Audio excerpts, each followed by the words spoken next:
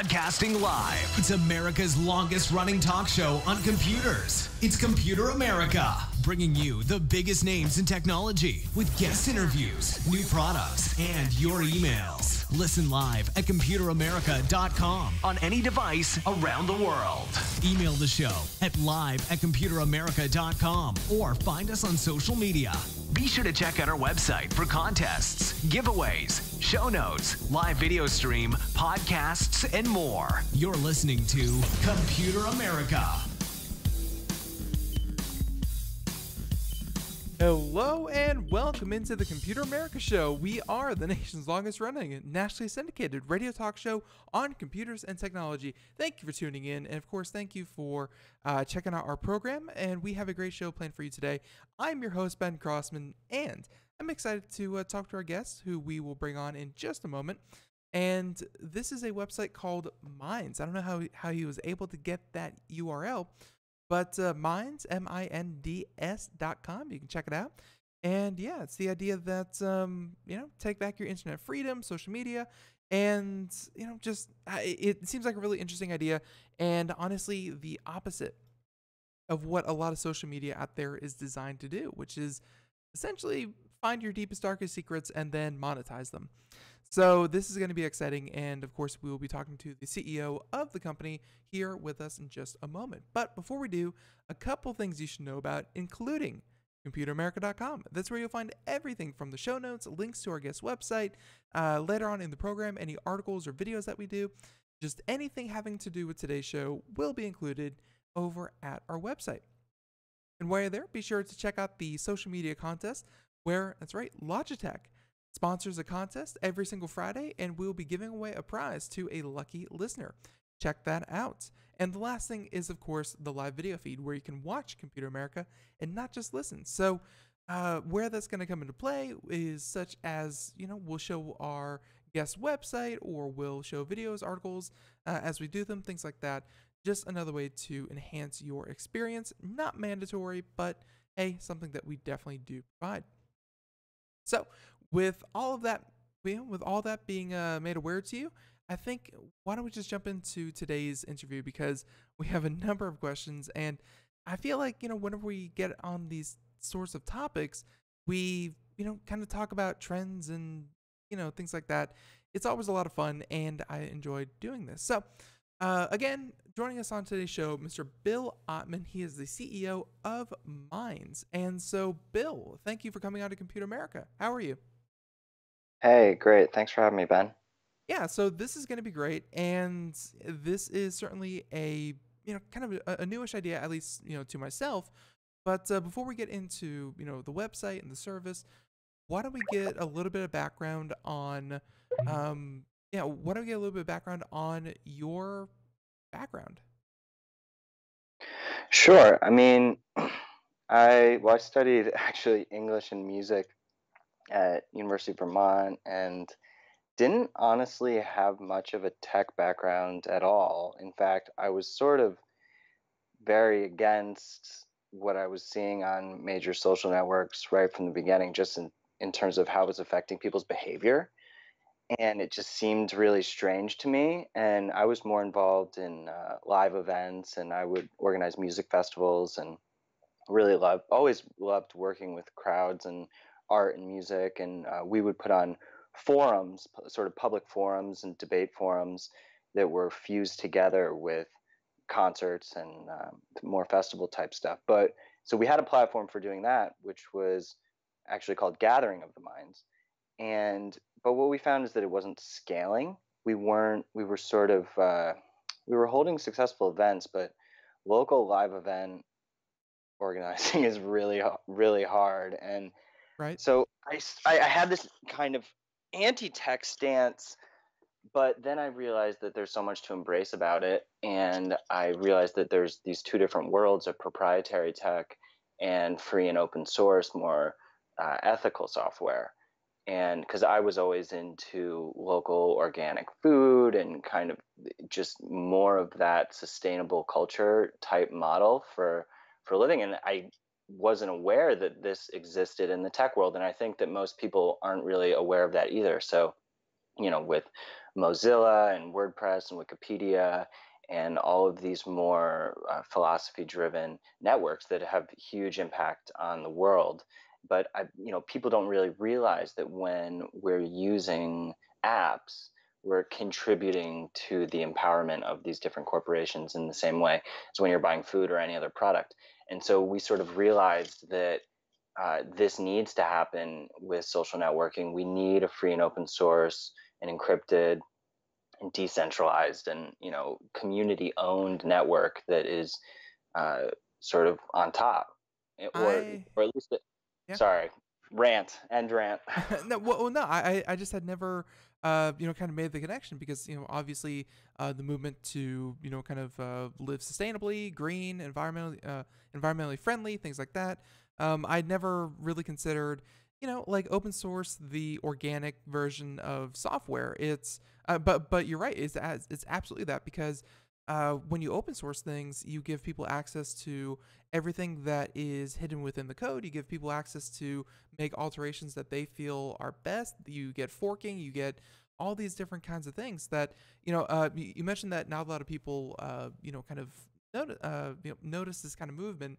Computer America, maybe not the best place to say that because we do offer a Linux program every single month. And, our Linux guy is open source, open source, open source. He is a huge proponent of that kind of thing. So, I mean, at least our audience has a little bit of a mind to it, but they don't have.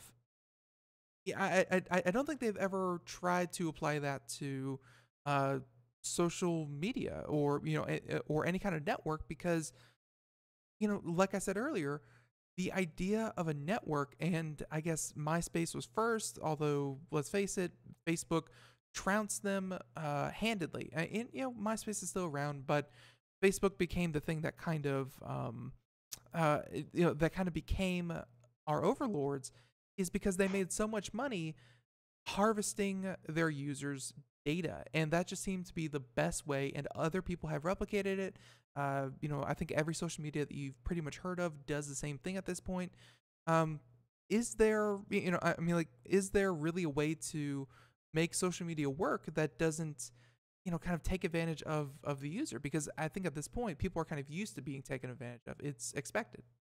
Yeah, I mean it's crazy that there's this complacency now, and we sort of, see the ads pop up from what we were just talking about 10 minutes ago, or in a different browser searching for, and it's like, wait a second, Facebook is watching, and well, I know that there's debate about if they're actually listening to the mic or not. There was just a Telegraph article that came out about that debate, Yeah, I saw but that. either way, it it has become sort of almost like a Stockholm syndrome type situation where people are, we just have given up, and the tools are so useful and they help us communicate so much that we're just like, meh, okay, I'll give up my freedom for that. But, realistically, if you look at the way that, I don't think Wikipedia is perfect by any stretch of imagination. I think that there's so many ways that it could improve. But if you look at what happened, they're a top 10 website in the world. They're free, open source.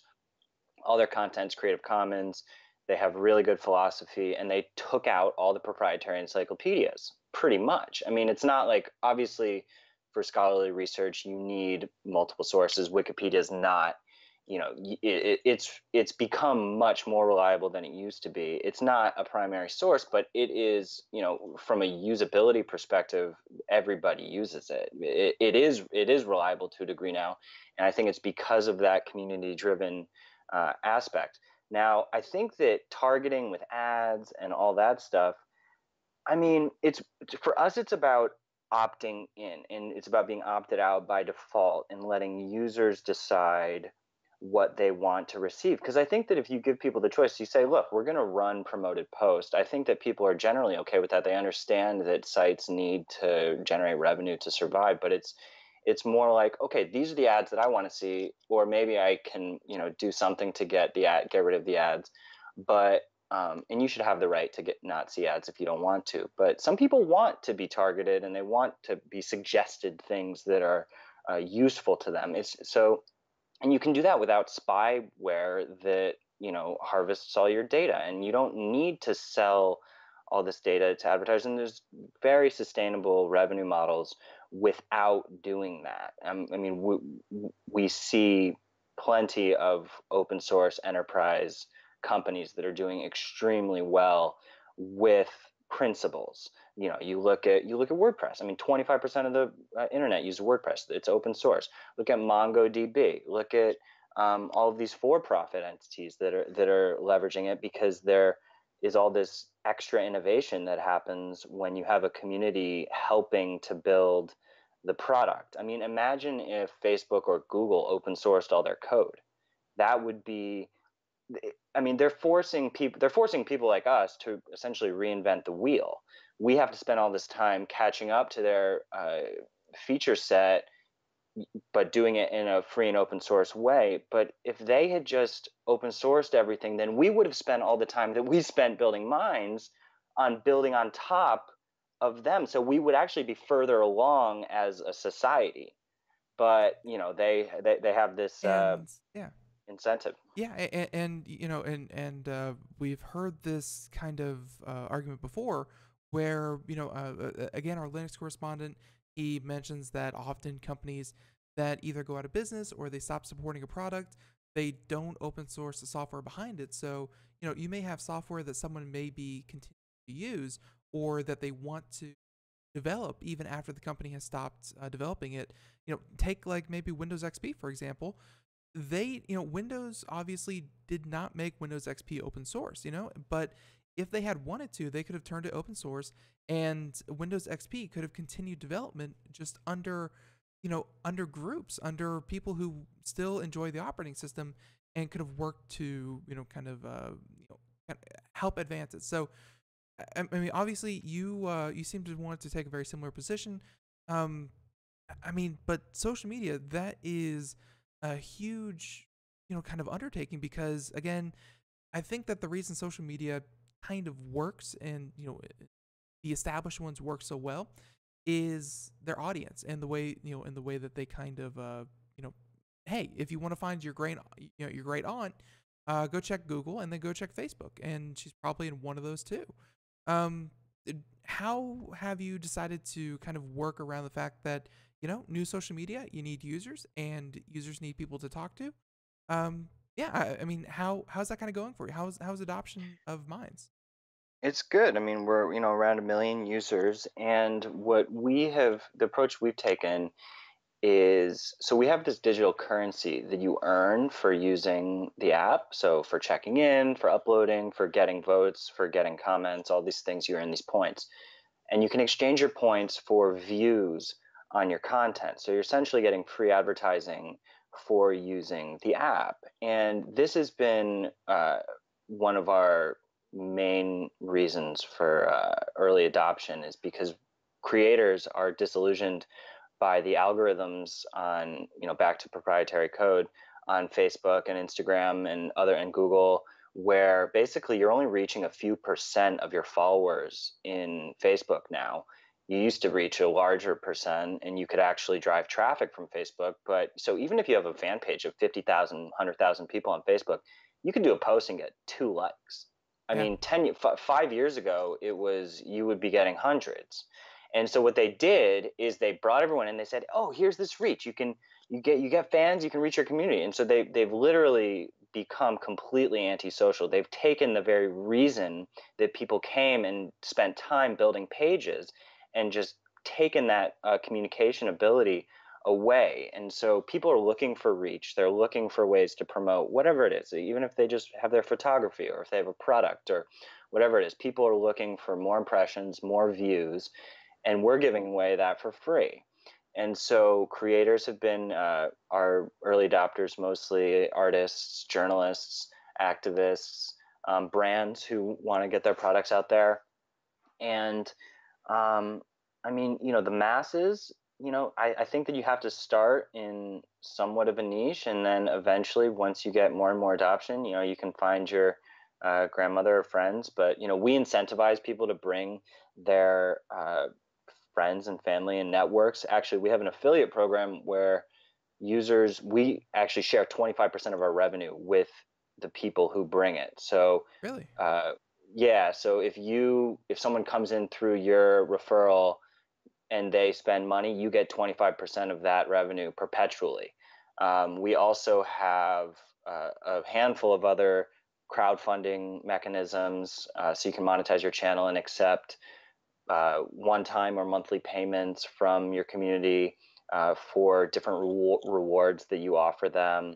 So we're really trying to give the reach, the revenue to the users. And our theory is that, if you just let the people control that, then it's inevitably going to be more successful. So whether it's the code or the revenue or the reach, and then the encryption comes into play too. We just to touch on what you said about surveillance, like in our messenger, it's encrypted, so we have zero knowledge of the content of the conversations. We don't, Facebook, they're just scraping Oh, everything, absolutely. Yeah. including private conversations. So we just don't even think that it's our place to be involved there. And yeah, so it's pretty much inverting everything that they do. Now, granted, Google and Facebook do a lot of things right. They, from a design perspective, from a feature perspective, they're extremely smart. There's so many smart people who work at these companies, and they've, built amazing products.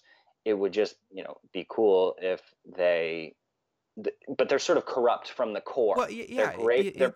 it's their business model at its, you're right, at its core, at its base. It kind of relies. You can't make, these companies are so large, Google and Facebook.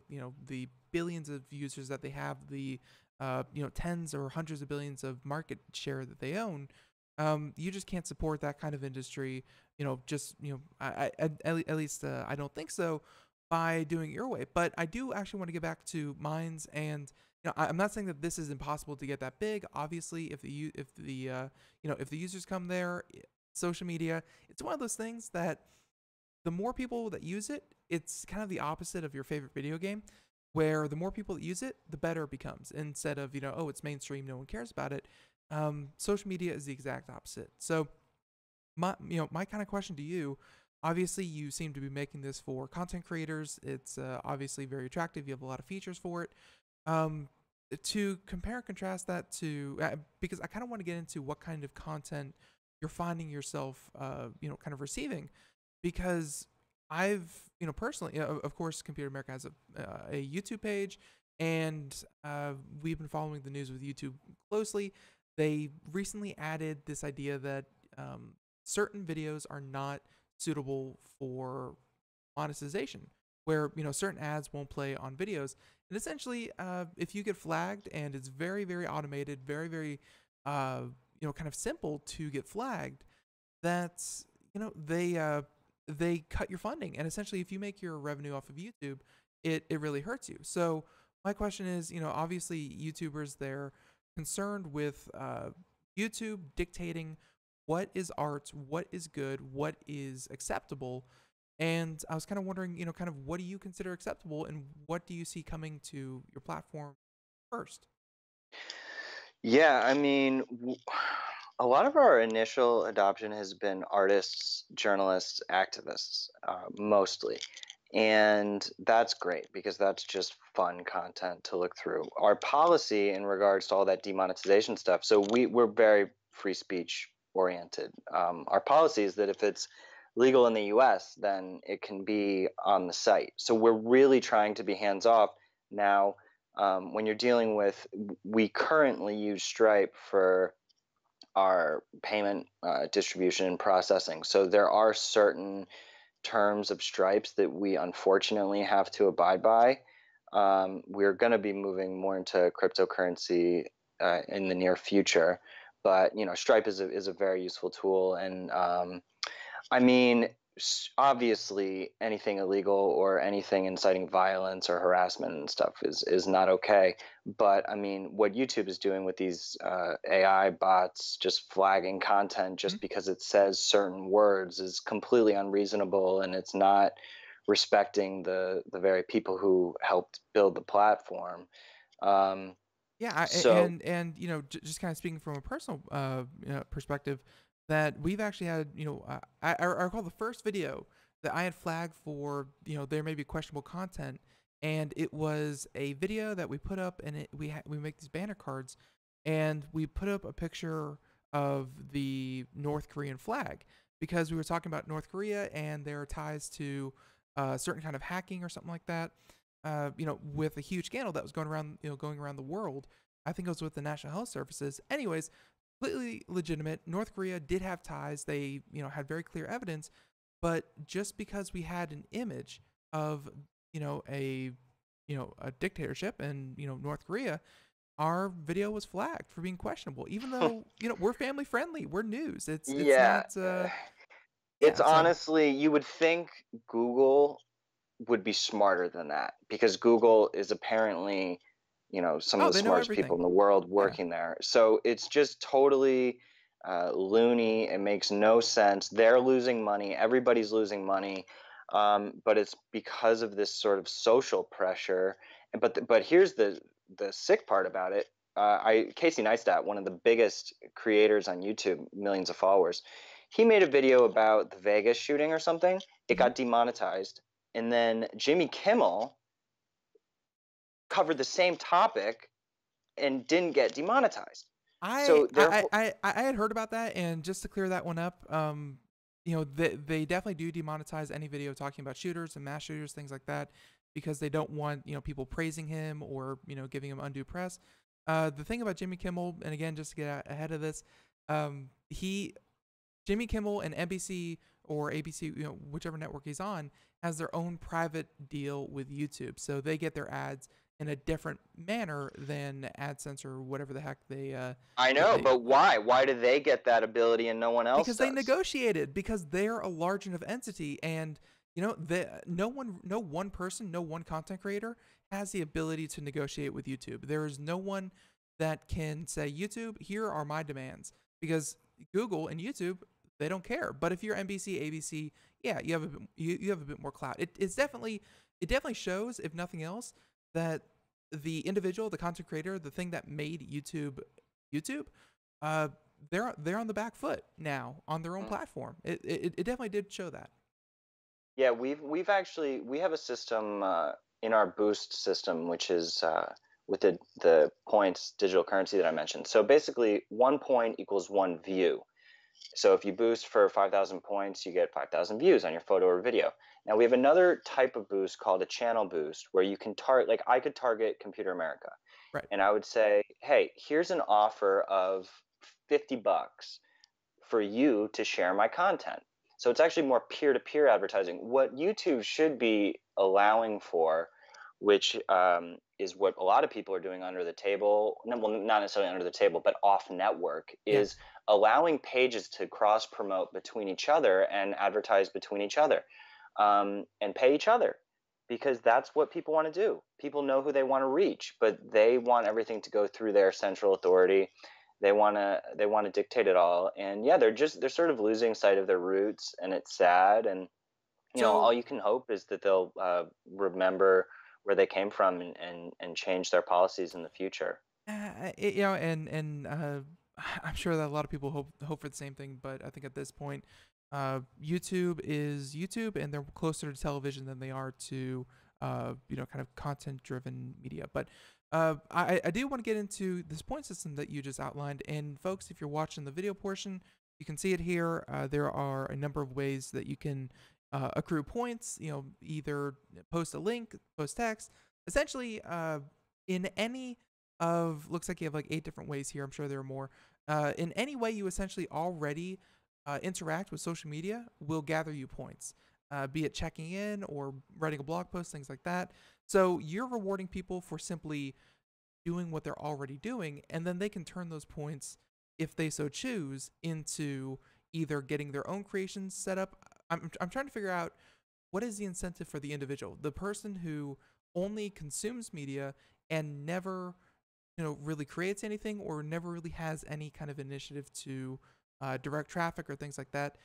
Why would an individual want to accrue points?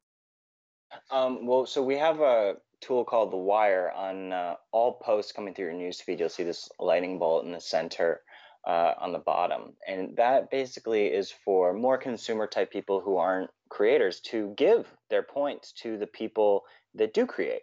So if you're just browsing and you want to, you see a video that you love, you can just wire somebody, 1,000 points, and then they can use that to boost their content. You can also use your points to gain access to, like I was mentioning before, the exclusive content or rewards of other creators. So if you have a creator that you really like, you want to, and they have a reward set for 1,000 points, then you can just use them to gain access to content. So yeah, it does work for both creators and consumers.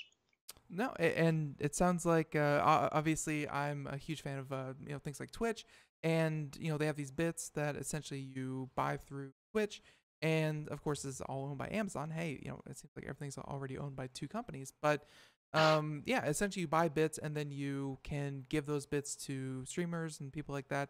Essentially, you're giving away for people to maybe not even crack open their own wallet, but at some point just supporting them and making sure that if they have a following of X amount of people, they could produce more content just by having that following. You don't have to, rely on YouTube. You don't have to rely on these off-network deals. You seem to want to kind of make it that these people could support themselves and their content just through your application or just through Minds. Yeah, we actually do have some pretty big YouTubers who are making up to $1,000 a month through the crowdfunding, and yeah, so you can tip people in points or dollars, and it's just, yeah, I mean, Twitch is doing some things right in terms of rewards and sort of encouraging that relationship between creators and their following, because the ad world is sort of imploding, and what creators are finding is that it's really just about their direct relationship with their fans, and that is what is going to allow them to create more content and be sustainable and not have to worry about fluctuations in what people consider acceptable content. Because I mean, the whole ad thing is especially crazy too, because even if someone's discussing a controversial topic, they still want to buy computers. They still want to buy stuff.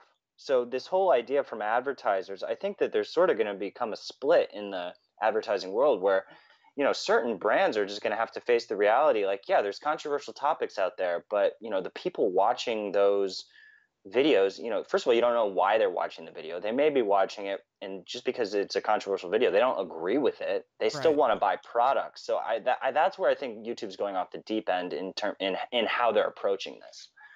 Yeah, they certainly have a very blanket statement, and like part of me doesn't blame YouTube at all, because they have so many videos, so many hours of video that you can kind of mark things for kind of manual review, but YouTube is playing the better safe than sorry kind of card here, and yeah, it's gonna have a lot of false positives. But this is, again, I think where your system could definitely shine, and I want you to kind of reiterate, because now that we know a bit more about Minds and how it works, with these points and monetization, why was transparency such a big part? Because and I say that because I know we're gonna get into a discussion. If anyone is following politics, we don't do politics here on Computer America, but the idea that you don't know who's buying ads on Facebook, you don't know who's buying ads on Twitter, you don't know what their purpose is, blah blah blah. I mean, transparency is at a minimum on most social media sites. It's just you kind of have to really dig down deep. So why was transparency such a big deal for your social media network? I mean, transparency is the foundation of people understanding what is going on with the application that they're interacting with. So, whether it's corporate transparency or code transparency, I mean, all of it is essential in order for whatever entity it is to, become representative of what the community wants. So, you sort of, without transparency, you get this disconnect. And actually, real quick, and please, I'm going to ask you to finish that thought. Do you mind staying over for a couple minutes so we can give this a proper send-off? No problem. Oh, perfect. So everyone, music means we're going to take a break. Computer America, minds.com. Be right back right after We this. are all Brother Wolf. 10 years ago, a group of locals banded together to create positive change. We took animals into our homes, held adoption events at local retailers, and talked to the community about our mission to help build a no-kill Asheville. A decade later, we have achieved so many victories for animals in need. There's been so much progress, yet there's still so much to do. As part of our year-long celebration, we encourage you to become a member of our special Compassionate Circle program. With a monthly donation of $10 or more, you will have behind-the-scenes access to the work we are doing at Brother Wolf. Our goal is to reach 1,000 members because we receive no government funding. Working together, we can help build and sustain no-kill communities. Learn more at compassionatecircle.bwar.org. We are a 501c3 tax-deductible organization.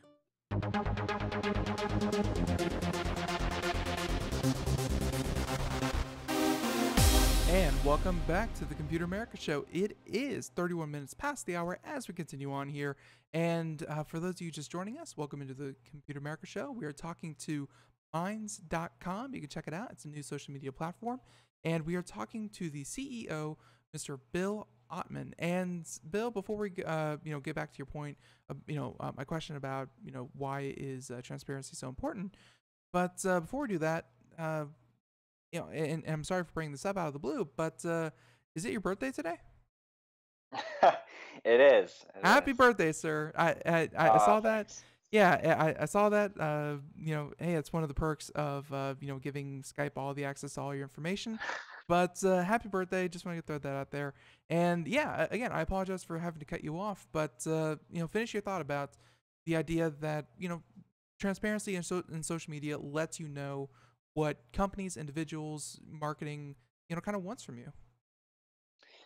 Well, one thing I should say, so we recently did a crowdfunding round for Minds through equity crowdfunding, Regulation C. Now, so we raised $1 million in 19 days, which was the national record for that new Impressive. format of crowdfunding, where you can take accredited and non-accredited investors, and people actually get future shares in the company.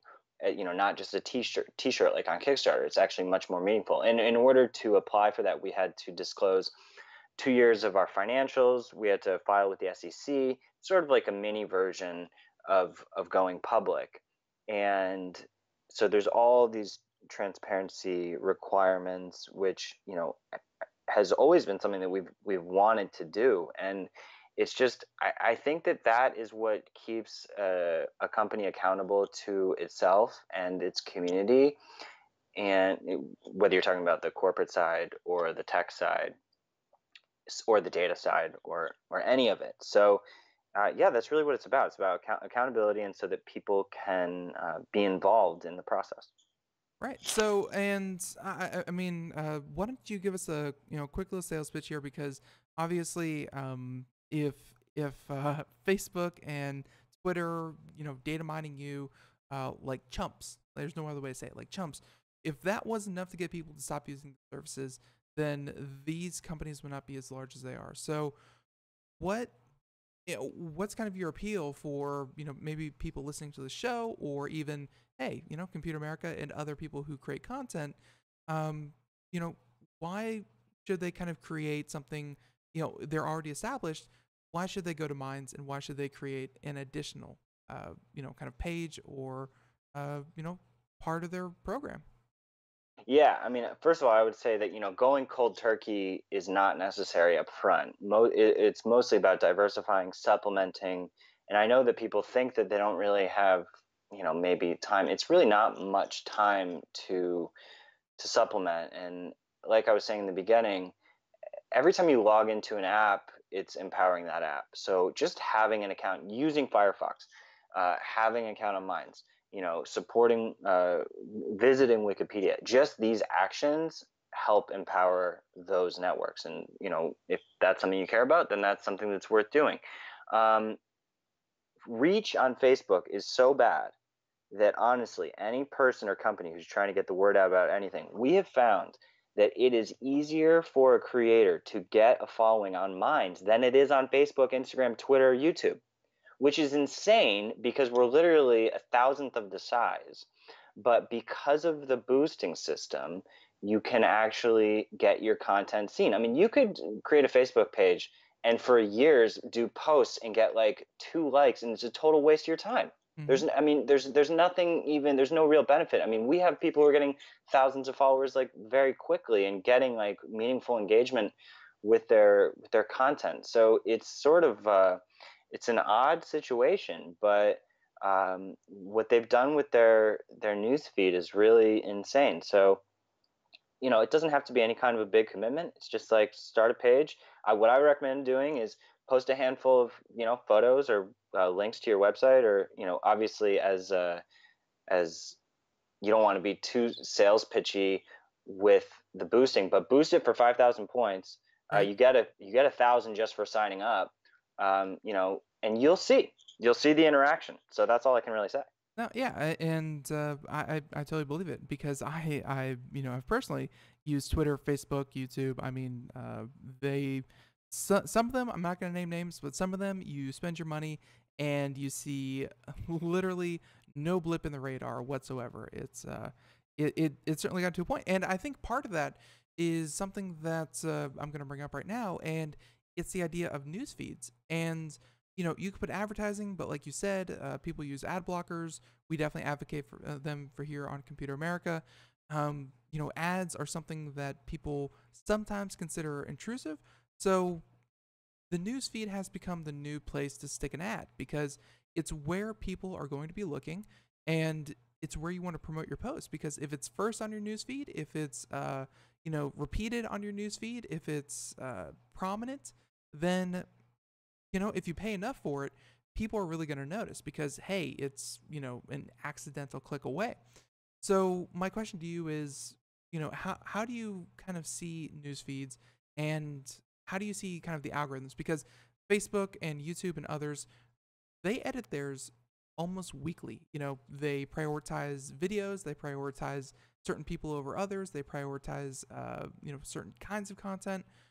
Do you do that with Minds, and why or why not? Yeah, that's a great question. So basically, it's our main news feed. Our default news feed is totally chronological, so we don't do any algorithms. What we do is every refresh, you'll see a boosted post. So that is how the boost system is driven. Now there are what you can get the boost out of your feed if you really want to. I like having it because it sort of exposes me to more content, and I know that builds the network, but you can get rid of it if you really want to. Then we have different options for feeds which are not default, but our principle is that by default it will always be fully chronological, and it will be sort of an algorithm less feed, like no, so none. But I think that algorithms are not inherently bad. So you could have other optional feeds that have tailored stuff and different things that you may want to be prioritized, but that should all be transparent. Facebook's completely secretive. You have no idea what's going on. There's thousands of variables at work, like you said, are getting updated all the time, and it's destroying the reach of people. And so our mission is to do the opposite. So that's pretty much it. No, and seems to make a lot of sense, and I'm sure as it develops, people are going to naturally gravitate to the content that is kind of good because part of me seems to think that this point system that you have, the edit that you can boost posts, it gets the ball rolling, but I mean, it seems like you still, this content is still going to be sorted by who is really paying attention to it, who's resharing it, who is really looking at it. I mean, the good stuff still goes to the top. It's it's not just flooded with, kind of hey, here's a quick and easy way to earn $1 million from home, working 3 hours a week. Your content, at least from what I can tell, is actual content. It's not just flooded with spammers. Oh no, definitely not. I mean, I would say over 90% of the boosted posts are original content. Now, obviously, yeah, there's people trying to spam sometimes, but we actually don't allow spam to be, so not everything can be boosted. So it's actually going through a human review. Hmm. We accept most everything as long as it's legal. But if it's like a nasty spam link, like, no, sorry. But differentiating spam, we're trying to be understanding that one person's definition of spam is different from another person. So as long as it's not like malicious, we're okay with it. But yeah, like you said, I mean, we utilize trending as well. So there's options to filter through trending, and opt into boosted categories, like I was saying, of the types of boosts that you want to receive within certain categories. So, but the user is deciding. Mine's isn't deciding for the user. Yeah, and so talk about some of the content discovery, or just some of the discovery options, because even though they've skewed it in certain ways, finding new pages and finding kind of new people to follow on Twitter, it's still hey, you can do it if you really go out there and look. So finding new content, of course you're going to have a big mishmash in the kind of featured section, but if people want to, I see here you have groups. What are groups? If people wanted to start, essentially, hey, start using this as social media, connecting with people in different, in different, with similar ideas. Do you facilitate that? We're working on suggested. We just did a big upgrade to our search function, and we use Elasticsearch, which is an open source search framework for that. So we have that. That's one of the areas where we really do need to improve, is making the suggested work better. But now that we have Elasticsearch upgraded, that's going to be much easier. So, but I mean, I would just go to discovery, and the trending channels are all worth checking out. And but recommending people stuff based on different variables is all interesting, and stuff that we need to get into more. But honestly, actually, Twitter does a pretty good job of recommending you things based on who you're following, minus the surveillance aspect. But a lot of it we leave up to the user to sort of know what they want to find and who they want to follow, and so we're just putting the control more in the user's hands than ours. I gotcha. So yeah, and I was definitely just checking that out, folks. If you're watching the video portion, we're poking around. Again, we are going to move off. I'm going to kind of wrap up this interview. I've taken far too much of your time already, but you mentioned a little bit earlier. You use a service called Stripes. I'm assuming that's for payments and things like that. They are pretty reputable, so don't have to worry about weird charges coming in on your credit card or things like that. But you mentioned cryptocurrency, and this is an area where, of course, we follow Bitcoin here on the show. I think it's up to, yesterday it was 6,500. For all I know, it's up to 7,500 today. The price of Bitcoin is astronomical, but cryptocurrency in general is trying to capture the same kind of excitement. And the way the cryptocurrency works is anyone can kind of create their own cryptocurrency with their own set of rules, yada yada yada, essentially customizing their own currency and making it really, really useful for them. My question is, you mentioned that you were looking at cryptocurrency. Are you looking to integrate others' cryptocurrency, or are you looking to maybe even start your own cryptocurrency? Yeah, all of the above. I think that Bitcoin is an incredible phenomenon, and so is Ethereum, and all of the coins that are launching on Ethereum's backbone. So yeah, I mean, we're definitely looking into it and actively working on it. We used to have Bitcoin wallets on the older version of the app, but when we upgraded the web app, we decided to just put that aside and work on like a more complete integration. But I mean, yeah, it's incredible. I mean, a decentralized currency that is totally community driven is completely in line with our values, and we've already had huge success with the digital currency that we have. So I mean, yes to all. All right. No, that's what I like to hear. And by the way, I was completely joking that Bitcoin was at 6,500, and I said it was 7,500. It's actually almost 7,100. So I joked, but Wow. overnight it went up 600 points, so or $600. That's it's crazy. But no, and so definitely good to hear, because a lot of the ideas that you've been talking about here today on the show, cryptocurrency is right up your alley. I mean, obviously with things like open source and of course transparency, you can't get much more transparent than the blockchain.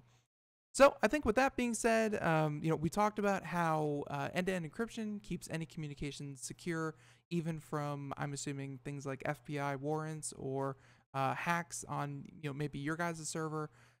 People don't have to worry about their content or their conversations getting leaked for any kind of reason, because quite frankly, you have them, you just don't have access to the keys, and you can't understand anything being said, correct? Correct. Right. So with all that being said, let's see. I'm trying to see if there's any part of this that we missed. Is there anything coming to your mind?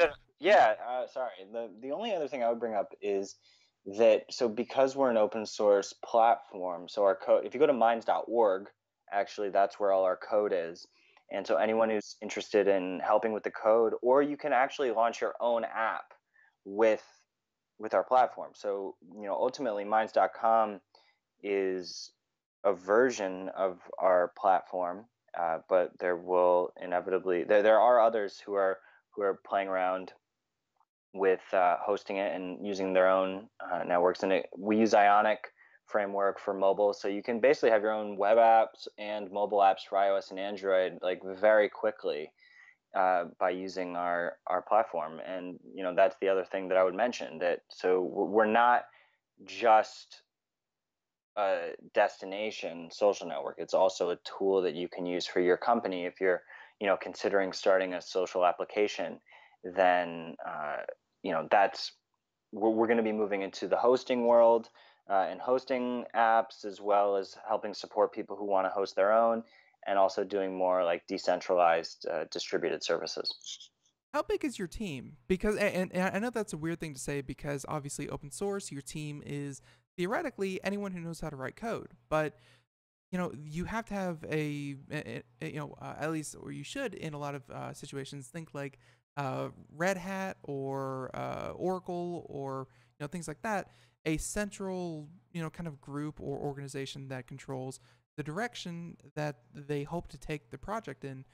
How big is your core team? It's sort of between 5 and 10, which Ambitious. is it's very small for what we've achieved so far. And it honestly boggles my mind how, I understand the curve sort of slows down for productivity a lot of the time, even no matter the more people you get in your organization, you're not necessarily just always going to produce the same amount. But what we've accomplished with between 5 and 10 people is we're catching up. Like we're in the fact that we're even in the conversation is kind of weird. So Right. When you start, as soon as we can get to having dozens or 100 or more developers and members of the team, I mean, I'm just extremely confident that I don't know if these big companies are just so inefficient that they aren't. I mean, they're developing fast, but I don't really know what they're doing, to be honest. There's a lot to an organization, and some of my favorite companies. You mentioned Wikipedia. I think last I heard they have about 280 employees slash contractors. So 280, and that's around the globe. That's working on. I think Wikipedia is. Let me check this real quick. The 5th most popular kind of website in the world, and then you have one such as Reddit, where they're second, or they're eighth. They're eighth in the world, fourth in the U.S. They have 300 employees. So, Oh, yeah, good for them. Okay, so they're reasonable. yeah. Reddit's not too bad. But when you do talk about things like Apple and Google and places like that, I mean, let's face it. That's that's marketing. That's what it is. Um, Right. marketing, distribution, blah, blah, blah. But in the meantime, I just wanted to point out that some of the best services that you probably use out there today, they don't have thousands of employees and a huge corporate office and blah, blah, blah. Great things can be done by small focused teams. And again, I like what I see so far. If people want to, maybe if Computer America or if anyone else wanted to go make a page or a profile, does it cost anything, and where they go, and what platforms is it available on? It's everywhere. You can go on, well, not everywhere, but web, iOS, Android. Just go to minds.com or search Minds on the app stores, and definitely hit me up on the app. My username is @Ottman, Ottman. So feel free to connect with me and message me. I really try to be accessible and communicate with people who have concerns. I can't always right away, but I really I'm 100% sure that I do more than the CEOs of a lot of different other sites. So connect with me, and maybe I can even help promote your stuff. So that'd be great. There you go. Yeah, and if you go to Discovery, that's actually where I first saw, first saw you. Yeah, you have one of the most popular, profiles. So kind of cool there. But hey, it's just like Tom from MySpace. He was friends with everyone. So, yeah, but I'm not default. You aren't friends with everybody. I'm not. No. I was wondering. Yeah. So very, very interesting. But yeah, at the same time, everyone will have a link to this in the show notes. You can check it out, minds.com, if you want to go there directly. But in the meantime, I will say that Bill, this seems super exciting, and you're off to like I've seen other companies that they come on the show and they're just fresh out of their Kickstarter, or they're about a week away from finishing their Kickstarter, and they aren't nearly as far along as you are. So you guys have a great head start, and hey, looking forward to having you guys back on. See where you guys are in a year. Yeah, I really enjoyed the conversation. Let's stay in touch. Absolutely, absolutely. So everyone, once again, Bill Ottman, he is the CEO of Minds. You can check out minds.com or minds.org if you're a programmer. And yeah, be sure to check that out. So in the meantime, Bill, once again, happy birthday, and catch you next time. Thanks, Ben. Bye. All right, bye-bye. So there he goes, everyone. And again, you can check that out at computeramerica.com. Oh, there he goes. So in the meantime, why don't we go ahead and head on off to computer and technology news.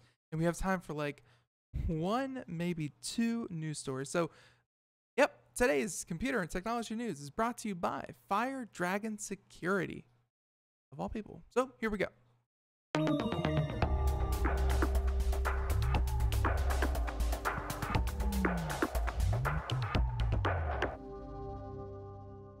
All right, so like the consummate professional I am, why don't we go ahead and talk about... All right, let's do this one. So, Generation Z, I guess that's the new term for millennials, or, kind of the younger folk.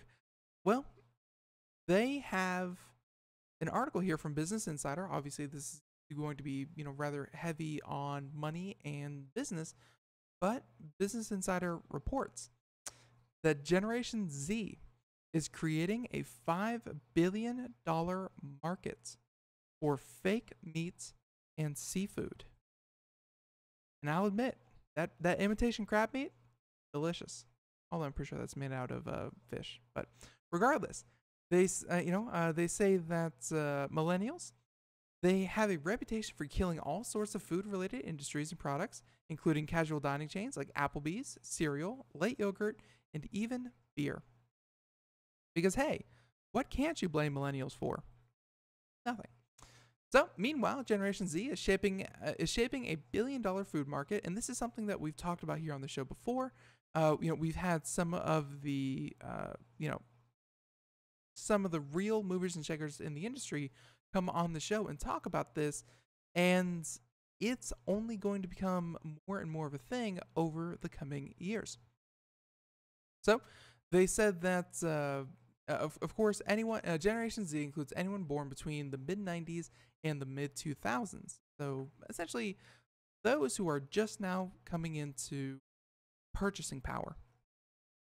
And they said that this group makes up a quarter of the US population and will account for 40% of all consumers by 2020. Pretty impressive. And in 2015, YPulse, a market research firm that specialized in millennial preferences, they had a survey of college and university food service operators, and it found that plant-based menus and sustainable seafood were among the trends that youngest students crave the most.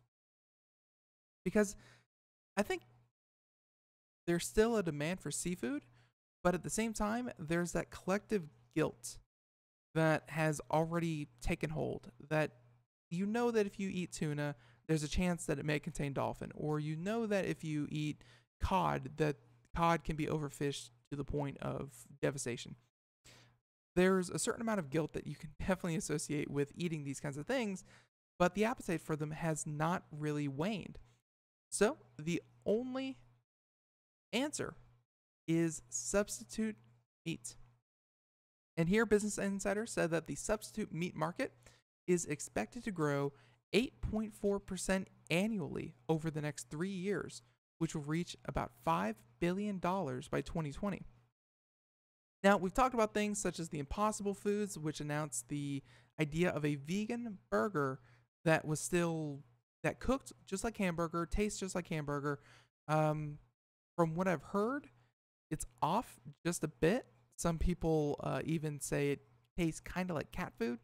So the taste of imitating muscle fiber and meat with the likes of plant matter is still a bit ways off, but they're making progress. Definitely making progress. And so, the article goes on to say a couple other services that are trying to do the same thing. They have New Wave Foods, which manufactures an algae-based shrimp alternative. And they say that have also set their sights on food service companies as a path for distribution. So, college campuses feed the consumers of tomorrow, and these students are developing habits of a lifetime, including products they'll look for when they graduate. Part of me doesn't agree with that. I've been to college. I've never looked at something on a store shelf and said, wow, I remember eating something kind of like that in college. I definitely want that. I don't know how that logic follows, but okay. Hey, whichever way you feed the people without actually killing anything, that's a great way. So they said that the world's population is expected to top 9 billion people by 2050, and a figure that has some worry that there won't be enough resources on the planet to support animal agriculture at that scale.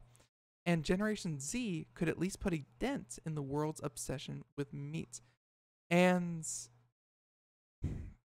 not to be like, hey, people aren't, population isn't a problem. Certain places, population certainly is a problem.